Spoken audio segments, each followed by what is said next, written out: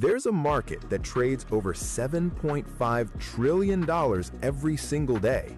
A market that's open 24 hours, 5 days a week, where ordinary people can start with as little as $100. Welcome to the world of Forex trading. And by the end of this video, you'll understand exactly how it works and how to get started safely. Hello everyone, and welcome back to Forex Market Mastery. Today, we're diving deep into Forex trading for complete beginners.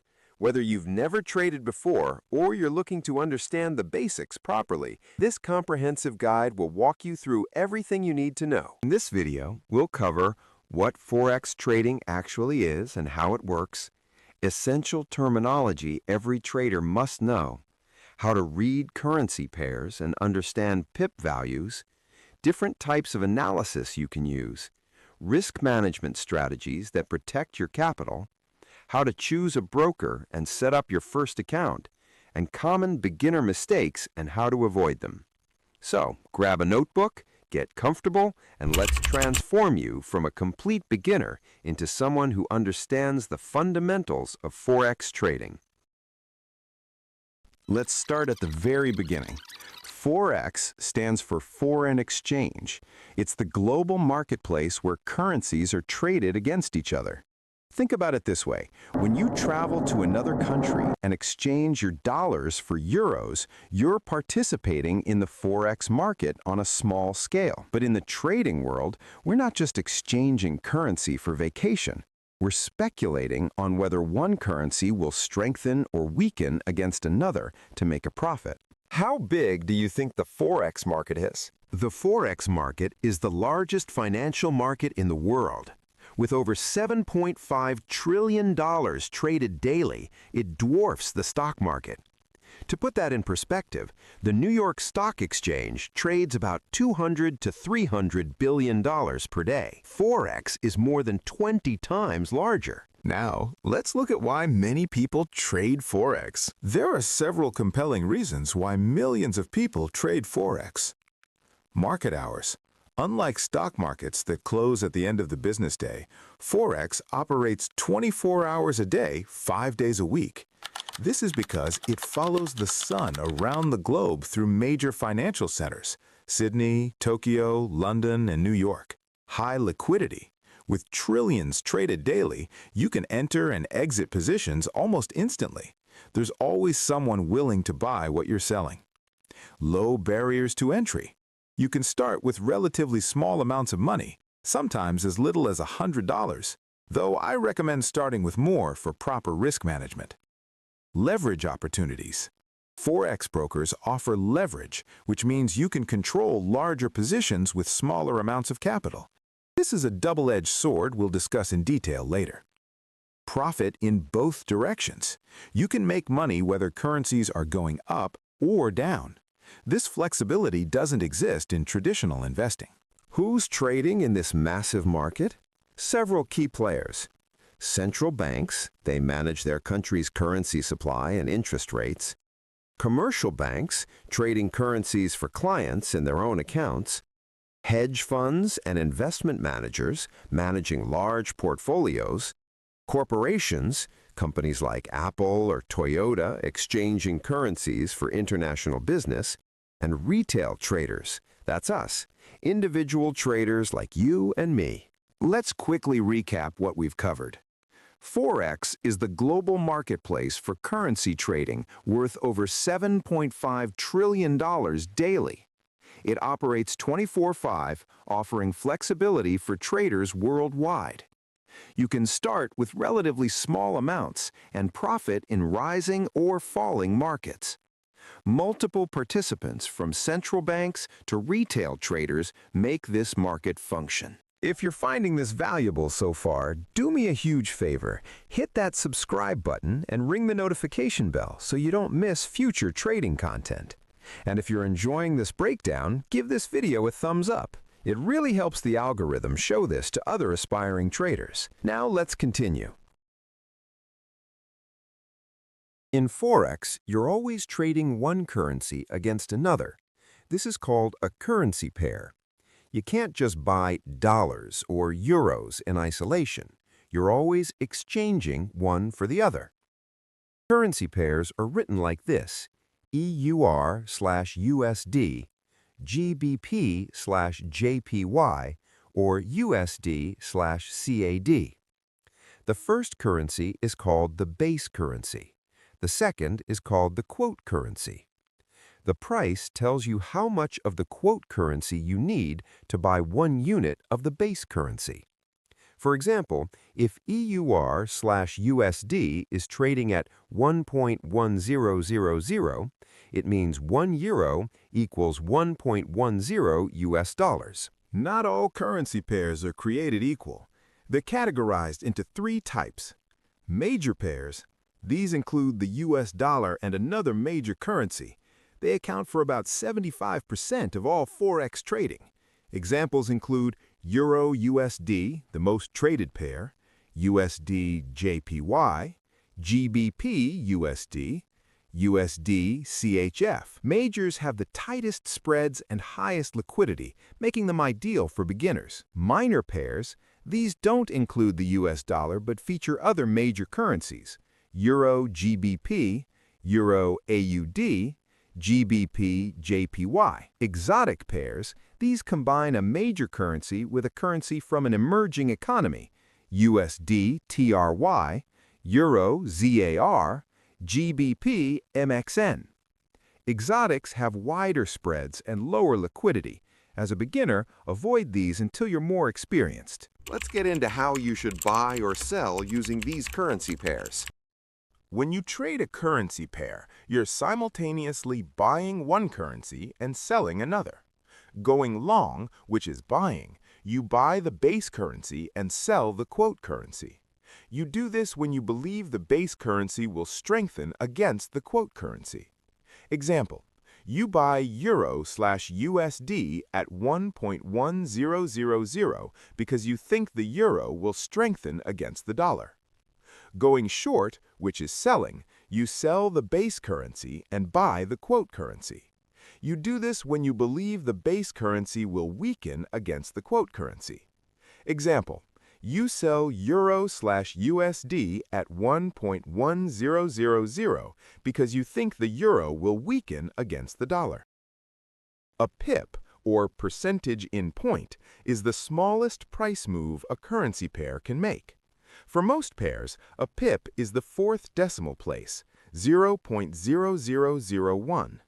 If Euro-USD moves from 1.1000 to 1.1001, that's a movement of 1 pip. For Japanese yen pairs, a pip is the 2nd decimal place, 0.01. USD-JPY moves from 150.00 to 150.01, that's 1 pip. Why do pips matter? Because they determine your profit or loss. If you buy Euro-USD and it moves up 50 pips, you've made a profit. If it moves down 50 pips, you've taken a loss. Now, let's move to lots and their sizes. Forex is traded in standardized amounts called lots. A standard lot is 100,000 units of the base currency. A mini lot is 10,000 units.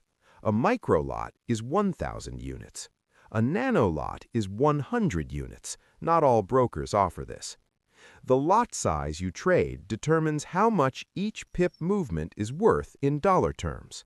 For example, in a standard lot of Euro-USD, each pip is worth $10. In a micro lot, each pip is worth 10 cents. As a beginner with limited capital, you should start with micro lots or even nano lots to manage risk properly. Let's consolidate what we just learned. Currency pairs show the exchange rate between 2 currencies. Majors are the most liquid and beginner-friendly. Going long means buying the base currency. Going short means selling it. Pips measure price movements in Forex. Lot sizes determine your position size and risk per pip. Now, let's talk about reading Forex quotes and spreads. When you look at a Forex quote, you'll see two prices, the bid and the ask. Bid price, this is the price at which you can sell a currency pair. It's what the broker is willing to pay you. Ask price, this is the price at which you can buy a currency pair. It's what the broker is asking from you. The ask price is always higher than the bid price. The difference between the bid and ask price is called the spread. This is essentially the broker's commission for facilitating your trade. For example, Euro over USD bid is 1.1000. Euro over USD ask is 1.1002. Spread, 2 pips. Tighter spreads mean lower trading costs. Major pairs typically have the tightest spreads, 1 to 3 pips, while exotic pairs can have spreads of 10, 20, or even 50 plus pips. Let's do a practical example. You buy one micro lot, 1,000 units, of Euro over USD at 1.1000. Each pip is worth 10 cents for a micro lot. Scenario 1, the price moves to 1.1050, 50 pips in your favor. Profit equals 50 pips times 10 cents equals $5. Scenario 2, the price moves to 1.0950, 50 pips against you. Loss equals 50 pips times 10 cents equals $5. Simple, right? This is the basic math behind every Forex trade. Quick review. Bid is the selling price. Ask is the buying price. The spread is the difference between them and represents your trading cost. Your profit or loss depends on pip movement and lot size. Always factor in the spread when calculating potential profits. We're making great progress. If you're still with me, you're already ahead of 90% of people who want to learn Forex but never take the time to understand the fundamentals. Show some love by hitting that like button and share this with anyone who's asked you about Forex trading. Let's keep going. There are two primary ways to analyze the Forex market: technical analysis and fundamental analysis. Most successful traders use a combination of both. Technical analysis involves studying price charts and patterns to predict future movements. The core belief is that all information is already reflected in the price, and history tends to repeat itself. Here are the key components of technical analysis. Charts, the foundation of technical analysis. The three main types are line charts, simple, showing only closing prices; bar charts, showing open, high, low, and close; candlestick charts, the most popular, offering visual representation of price action. Trends. Prices move in trends. The famous saying is, "The trend is your friend." Trends can be uptrends, downtrends, sideways, or ranging. Support and resistance. These are price levels where buying or selling pressure is strong enough to stop or reverse price movement. Support is a price level where buying interest is strong enough to prevent further decline. Resistance is a price level where selling interest is strong enough to prevent further advance. Indicators, mathematical calculations based on price and volume. Popular ones include moving averages, smooth out price data to identify trends; RSI measures momentum and overbought or oversold conditions; MACD shows momentum and trend changes; Bollinger Bands measures volatility and potential reversal points; chart patterns, recognizable formations that suggest future price movements. They include head and shoulders, reversal pattern; double top or bottom, reversal patterns; triangles, continuation patterns; flags and pennants, continuation patterns. Let's move into fundamental analysis. It examines economic, social, and political forces that drive supply and demand for currencies.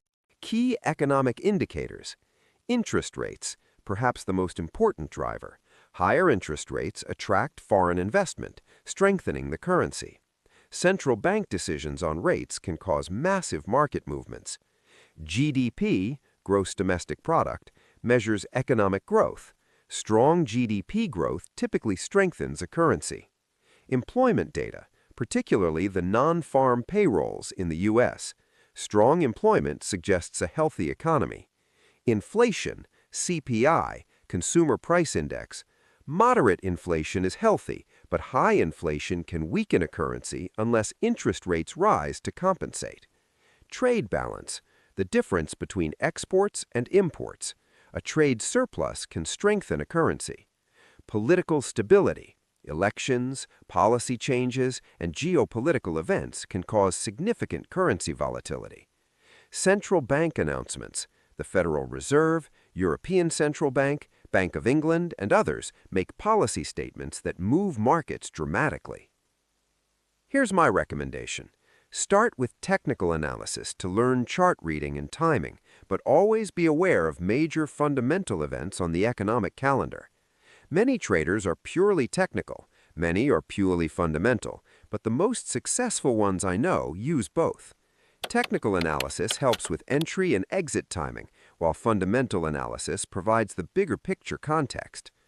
Different traders operate on different time frames. Scalpers hold trades for seconds to minutes. Day traders close all positions by end of day. Swing traders hold for days to weeks. Position traders hold for weeks to months. As a beginner, I recommend starting with swing trading or longer time frames. This reduces stress, requires less screen time, and gives you time to think through decisions rather than reacting impulsively. Let's review the key points. Technical analysis focuses on price charts, patterns, and indicators. Fundamental analysis examines economic data and news events. Support and resistance are crucial price levels to identify. Different time frames suit different trading styles. Combining both analysis methods provides the most complete picture. Here's a hard truth. Risk management is more important than your entry and exit strategy. You can be right about market direction 60% of the time and still lose money with poor risk management. Conversely, you can be right only 40% of the time and be profitable with excellent risk management. Most beginners lose money not because they don't understand analysis, but because they don't manage risk properly. Never risk more than 1 to 2% of your account balance on a single trade. This is the golden rule. If you have a $1,000 account, 1% risk equals $10 per trade.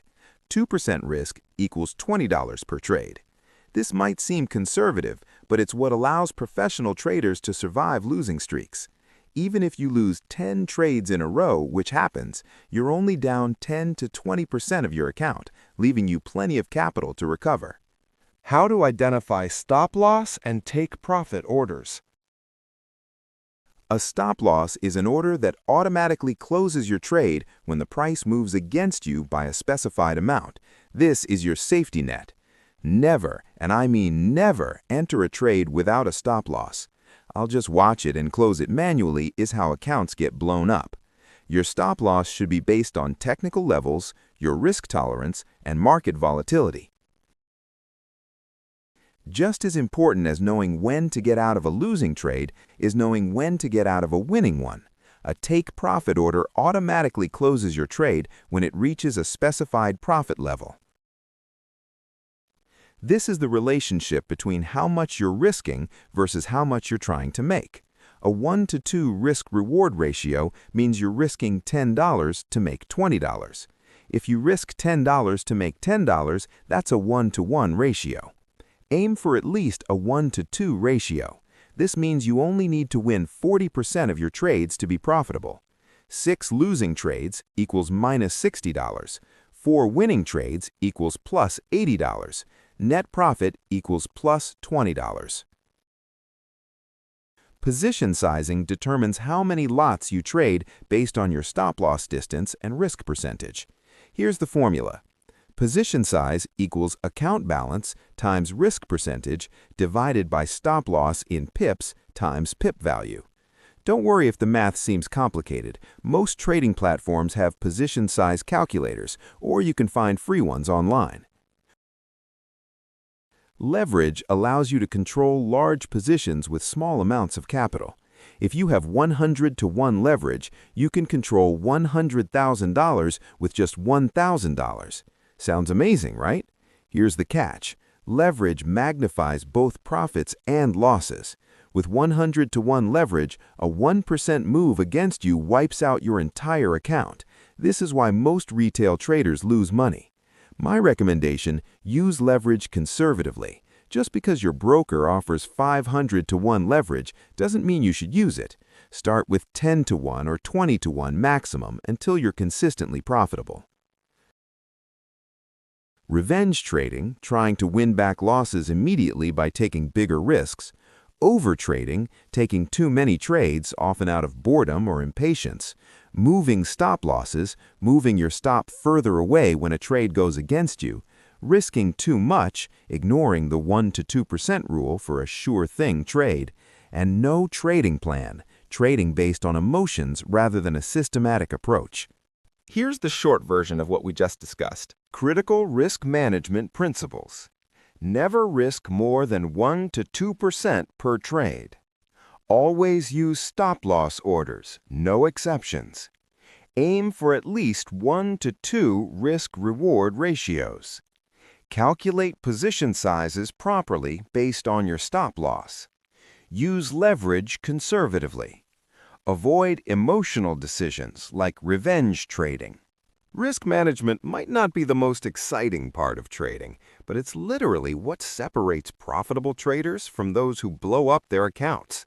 If this is making sense and helping you, smash that subscribe button and hit the like button to help other aspiring traders find this content. Now let's talk about choosing a broker. Your broker is your gateway to the Forex market. Choosing the right one is crucial. Here's what to evaluate. Regulation. This is non-negotiable. Only trade with regulated brokers. Look for regulation from FCA, ASIC, SISEC, NFA/CFTC, FSA. Regulation provides protection if something goes wrong. Spreads and commissions. Lower is better, but don't sacrifice quality for the lowest spread. Compare spreads on major pairs across several brokers. Trading platform. Most brokers offer MetaTrader 4 or MetaTrader 5. These are industry standards and excellent for beginners. Some brokers have proprietary platforms. Minimum deposit can range from $10 to $1,000 or more. Choose one that matches your starting capital. Customer service. Test their support before depositing. Send questions via email and chat to see response times and quality. Withdrawal process. Read reviews about how easy it is to withdraw funds. Some shady brokers make it difficult. Educational resources. Good brokers provide tutorials, webinars, and analysis. This is especially valuable for beginners. Before risking real money, every beginner should spend time on a demo account. This is a practice account with virtual money that operates in the real market. Spend at least 2 to 3 months on demo, practicing executing trades, using stop losses and take profits, testing strategies, managing emotions. Only move to a live account when you're consistently profitable on demo for at least 2 months. When you're ready for real trading, start small. Begin with the minimum deposit or whatever amount you can afford to lose completely. This is your tuition fee for the market. Treat it like real business. Keep a trading journal logging every trade, your reasoning, emotions, and lessons learned. Don't quit your job. Forex trading shouldn't replace your income until you're consistently profitable for at least a year. Treat it as a skill you're developing. Be realistic about expectations. Most traders take 1 to 2 years to become consistently profitable. Some never do. Success requires education, like what you're doing now, practice, demo and live trading, discipline, following your rules even when emotional, patience, letting the process unfold, capital, to survive the learning period. Key takeaways on getting started. Choose only regulated brokers with good reputations. Compare spreads, platforms, and minimum deposits. Practice extensively on demo accounts, 2 to 3 months minimum. Start small when transitioning to live trading. Set realistic expectations for the learning curve. Let's go into.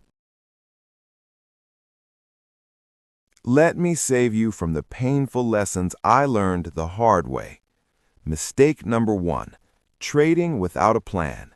Solution: develop a written trading plan that includes your strategy, risk management rules, and trading schedule. Stick to it. Mistake number 2, emotional trading, the biggest account killer. Fear and greed drive poor decisions. Solution: follow your plan mechanically. If you can't control emotions, take a break from trading. Mistake number 3, over-leveraging. Using too much leverage is like driving a Ferrari in a school zone. It ends badly. Solution: use conservative leverage, 10 to 1 to 20 to 1 maximum, until you're consistently profitable. Mistake number 4, chasing losses. Trying to win back losses with bigger trades is a recipe for disaster. Solution: accept losses as part of trading. Step away after significant losses to clear your head. Mistake number 5, ignoring the economic calendar. Taking trades right before major news releases without awareness. Solution: check the economic calendar daily. Either avoid trading during major releases or understand the risks. Mistake number 6, not keeping a trading journal. You can't improve what you don't measure. Solution: log every trade with entry and exit reasons, emotions, and lessons learned. Review weekly. Mistake number 7, following tips and signals blindly. Relying on others' analysis without understanding why. Solution: learn to analyze markets yourself. Use others' perspectives for ideas, not instructions. Mistake number 8, overcomplicating analysis. Using dozens of indicators that contradict each other. Solution: keep it simple. Master 2 to 3 indicators and a solid understanding of price action. Mistake number 9, expecting quick riches. Believing you'll double your account every month. Solution: set realistic goals like 5 to 10% monthly returns. Compounding small gains creates wealth over time. Mistake number 10, neglecting money management. Focusing only on entries and exits while ignoring position sizing. Solution: calculate proper position sizes for every trade. This is more important than your entry point. Here is a rundown of mistakes to avoid. Trading without a clear written plan. Letting emotions drive your decisions. Using excessive leverage. Revenge trading after losses. Ignoring major economic events. Skipping the trading journal. Following others blindly. Overcomplicating your analysis. Having unrealistic profit expectations. Neglecting proper money management. Congratulations! You've just completed a comprehensive introduction to Forex trading. Let's quickly summarize the journey we've taken. We started by understanding what Forex is, the world's largest financial market with over $7.5 trillion traded daily. We learned how currency pairs work, how to read quotes, and what pips and lots mean. We explored both technical and fundamental analysis, understanding that successful traders often combine both approaches. We covered the critical importance of risk management, never risking more than 1 to 2% per trade, always using stop losses, and maintaining proper risk-reward ratios. We discussed how to choose a regulated broker, the importance of demo trading before going live, and common mistakes that destroy beginner accounts. So, how can you move forward from here? Step 1. Open a demo account with a regulated broker and familiarize yourself with the platform. Step 2. Study one currency pair deeply.